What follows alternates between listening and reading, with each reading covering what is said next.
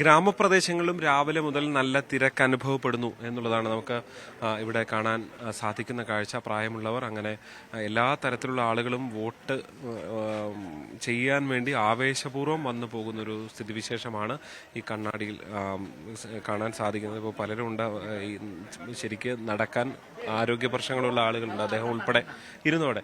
എങ്ങനെയുണ്ട് വോട്ട് ചെയ്യണം എന്നുള്ള ആഗ്രഹം കൊണ്ട്? ജനാധിപത്യ പ്രക്രിയയിൽ പങ്കെടുക്കുക എന്നുള്ളതാണ് പ്രധാനം. ബുദ്ധി കറക്റ്റായിട്ട് വർക്ക് ചെയ്യുന്നുണ്ടെങ്കിൽ ഇതിലൊക്കെ പങ്കെടുക്കണം. പൗരബോധമുള്ള മനുഷ്യരെല്ലാവരും ചെയ്യണം. ആരോഗ്യ പ്രശ്നങ്ങളുണ്ടെങ്കിലും ഇൻപേഷ്യൻ്റ് ആണ്, പെർമിഷൻ എടുത്തിട്ട് നമ്മുടെ സ്വന്തം റിസ്കിൽ ഹോസ്പിറ്റലിൽ നിന്ന് വന്ന് വോട്ട് വിനിയോഗിക്കുകയാണ് നമ്മൾ ചെയ്യുന്നത്. ആശുപത്രി നേരിട്ട് ഇൻപേഷ്യൻ്റ് ആണ്. ഏത് ആശുപത്രിയിലാണ്? ഇപ്പം പാലനയിലായിരുന്നു. ഞങ്ങൾക്ക് പാർഷ്യലി ബ്രദറാണ്. എനിക്ക് വോട്ടില്ല, പക്ഷേ ഏട്ടന് വോട്ട് ചെയ്യണമെന്ന് പറഞ്ഞപ്പം ആ പൗരബോധം എല്ലാവരിലും എത്തിക്കണം. അതിനൊരു പുള്ളിക്കൊരു ഇതും കൂടി ആവില്ലേ, കോൺഫിഡൻസ് കൂടും. എല്ലാവരും മെസ്സേജ് എത്തിക്കട്ടെ, എല്ലാവരും വിനിയോഗിക്കട്ടെ വോട്ടുകൾ. ശരി. എന്തായാലും അങ്ങനെയാണ്. ആശുപത്രിയിൽ നിന്ന് ഡിസ്ചാർജ് ആകുന്നതിന് മുൻപ് തന്നെ വോട്ട് രേഖപ്പെടുത്താൻ വേണ്ടി ആവേശപൂർവ്വം എത്തിയതാണ് അദ്ദേഹം. എന്തായാലും പൗരബോധത്തെക്കുറിച്ച് തന്നെയാണ് അദ്ദേഹം ചൂണ്ടിക്കാണിക്കുകയും ചെയ്യുന്നത്. കണ്ണാടിയിൽ നിന്നുള്ള കാഴ്ചകളാണ് നമുക്ക് ഈ കാണാൻ സാധിക്കുന്നത്. ഇങ്ങനെ ഇദ്ദേഹത്തിന്റെ കാഴ്ച മാത്രമല്ല, തൊട്ടു മുമ്പ് കണ്ടത് ഒരു പ്രായമായ ഒരു അമ്മയുടെ കാഴ്ചയാണ്. എന്തായാലും അദ്ദേഹം തിരിച്ച് ആശുപത്രിയിലേക്ക് അഡ്മിറ്റ് ആകാൻ വേണ്ടി വീണ്ടും തിരിച്ചു പോകുന്ന കാഴ്ചയാണ് നമുക്ക് കാണാൻ സാധിക്കുന്നത്. ഇപ്പുറത്തേക്ക് വന്നാൽ ഇവിടെ വലിയ നല്ല തിരക്ക് ഇപ്പോഴും തുടരുന്ന കാഴ്ച തന്നെയുണ്ട്. ഈ ബൂത്തിലേക്ക് നോക്കിക്കഴിഞ്ഞാൽ 2 ബൂത്തുകളാണ് ഇവിടെ ഉള്ളത്. ആ 2 ബൂത്തിലും നല്ല തിരക്ക് അനുഭവപ്പെടുന്ന സ്ഥിതിവിശേഷമാണ് നമുക്ക് കാണാൻ സാധിക്കുന്നത്. രാവിലെ മുതൽ ഇതാണ് സ്ഥിതി എന്നാണ് പറയുന്നത്. 1328 വോട്ടർമാർ ഇവിടെ ഉണ്ട്.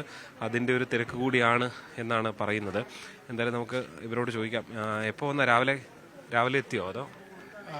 ഞാൻ ഒരു മണിക്കൂറാവും കേട്ടോ. എങ്ങനെയുണ്ട്? വേഗതയുണ്ടോ? എന്താണ്? വേഗതയില്ല, കുറവാണ്. അതിന്റെ ഒരു പ്രശ്നമുണ്ട് അല്ലേ? വേഗതയുടെ ഒരു പ്രശ്നമുണ്ട്. ഇപ്പോൾ 1 മണിക്കൂറൊക്കെ നിൽക്കേണ്ടി വന്ന ബുദ്ധിമുട്ട് തന്നെയല്ലേ. ശരി. എപ്പോൾ എത്തിയ ചേട്ടാ? 11 മണിക്ക്. ഒരു സ്ലോ ആണ്. അപ്പുറത്തെ പക്ഷേ തിരക്കില്ല അല്ലേ? അവിടെ കുറച്ച് വോട്ട് കുറവാണ്, ഇവിടെ കൂടുതലുണ്ട്. എപ്പോൾ? കുറച്ചു നേരമായി. 10:30. ഇവിടെയൊക്കെ സാധാരണ ഇങ്ങനെയൊക്കെ തന്നെയാണോ തിരക്ക്? കഴിഞ്ഞ പ്രാവശ്യം ഇത് തന്നെയായിരുന്നു. ചേട്ടാ എങ്ങനെയുണ്ട് ഇത്തവണ? ഉദ്യോഗസ്ഥന്മാരുടെ പണി ഭയങ്കര മോശമായി. കാത്തു നിന്നിട്ട് തലയിട്ട് വീഴാൻ പോണ കണ്ടീഷനായി. പോയിട്ട് വന്നാണ്? വീട്ടിൽ അല്ലല്ല, ഭയങ്കര മോശമായി. എങ്ങനെ കാത്തു നിൽക്കാൻ പാടില്ല. എന്താണ് മോനെ അവസ്ഥ? ഭയങ്കര തിരക്കാണ്. ആളുകൾ അത് തന്നെയാണ് പറയുന്നത്. അത് അമ്മമാരൊക്കെ ഉണ്ട്, നമുക്ക് അവരോട് ചോദിക്കാം. കുറെ എപ്പോ എത്തി? കുറച്ചു നേരം ആയോ നിക്കാൻ തുടങ്ങിയിട്ട്? എന്താ ഒരു സ്പീഡില്ല എന്നുണ്ടോ? സ്പീഡ് കുറവാണ്. വന്നിട്ട് 1 മണിക്കൂർ മേലെ. നോക്കൂ, ഇവിടെ സ്ത്രീകളുടെ വലിയ നീണ്ട നിര തന്നെ നമുക്ക് കാണാൻ സാധിക്കും. നമ്മൾ നേരത്തെ പല ബൂത്തുകളിലും കണ്ടിട്ടുള്ളത് പോലെ തന്നെയാണ് ഇവിടെയും നീണ്ട നിര തന്നെ നമുക്ക് കാണാൻ സാധിക്കുന്നുണ്ട് എന്നുള്ളത് തന്നെയാണ്. എന്തായാലും ആവേശപൂർവ്വം വോട്ടർമാർ ഈ അവരുടെ സമ്മതിദാനാവകാശം വിനിയോഗിക്കുന്നതിൽ പങ്കാളിയാകുന്നു എന്നുള്ളതാണ് നമുക്ക് ഈ ബൂത്തിൽ നിന്ന് കാണാൻ സാധിക്കുന്ന കാഴ്ച. അതേസമയം തന്നെ തൊട്ടടുത്ത ബൂത്തുണ്ട്, 164 നമ്പർ ബൂത്ത്. പക്ഷെ അവിടെ അത്രയും തിരക്കില്ല. അവിടെ വോട്ടർമാരുടെ എണ്ണവും ഇവിടുത്തെ അപേക്ഷിച്ച് കുറവാണ്. ഏതാണ്ട് 800ഓളം വോട്ടർമാർ മാത്രമാണ് ആ ബൂത്തിലുള്ളത് എന്നുള്ളതാണ് എടുത്ത് കാണാൻ സാധിക്കുന്നത്. തൊട്ടടുത്ത ബൂത്താണ്. ഇവിടുത്തെ അപേക്ഷിച്ച് ഇവിടെ ഏതാണ്ട് 1300 ഉണ്ട്. അവിടെ കേവലം 800ഓളം വോട്ടർമാർ മാത്രമേ ഉള്ളൂ. അതുകൊണ്ട് തന്നെ അവിടെ ആളുകൾ വന്ന് കയറി ഇറങ്ങി പോകുന്ന കാഴ്ചയാണുള്ളത്.